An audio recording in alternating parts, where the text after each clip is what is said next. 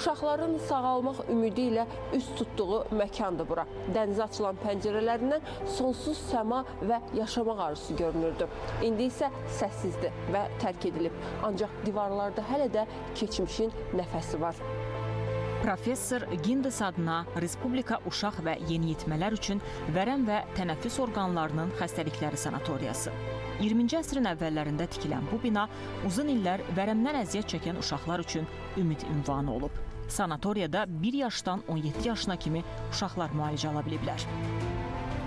Bizim sanatoriyamız əvvəllər 150 nəfərlik çarpayıdan ibarət idi.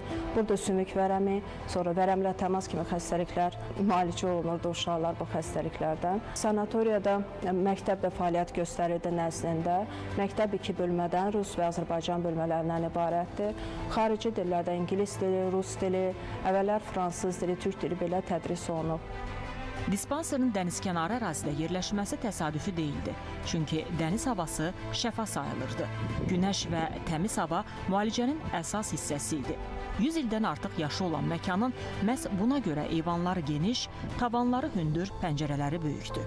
Burada uşaqlar və yeniyetmələr uzun müddətli müalicə alır, bəzən aylarla, hətta illərlə burada yaşayırdılar. Bu sanatoriya Azərbaycan səhiyyə tarixində mühüm yer tuturdu. Nə hisslər keçirdiniz indi bu köhnə xəstəxananı gördükdə? Biraz qəmli oluram.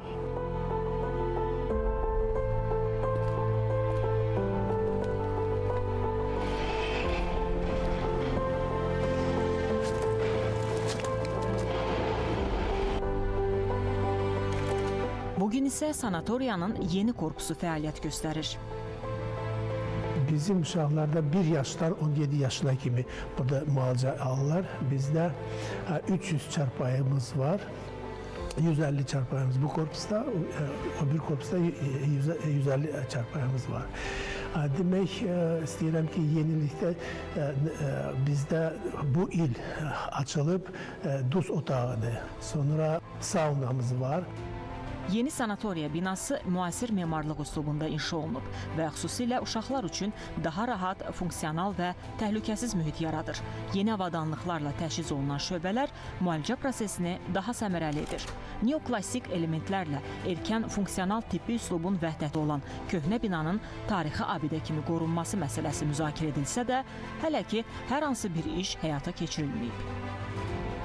Bakı şəhəri Xəzər rayonu ərazisində yerləşən sanatoriya binasının tarixi və memarlıq əhəmiyyətinin müəyyən edilməsi məqsədi ilə binaya baxış keçirilib, daşınmaz tarix mədəniyyət abidələrinin siyahısına daxil edilməsi üçün yeni aşkar edilmiş abidə qismində qeydə alınıb. Sözgedən məsələyə Mədəniyyət Nazirliyi yanında daşınmaz mədəni sərvətlərin müəyyən edilməsi üzrə ekspert şurasının növbəti iclaslarında baxılması üçün təqdim olunacaqdır.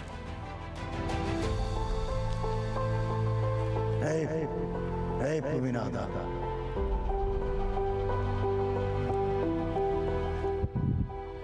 Bəzi binalar boş qala bilər, ancaq içində yaşanılan ümidlər heç vaxt itməyəcək. Fidan Mahmudova, Fəzail Kamalov, ASTV Xəbər.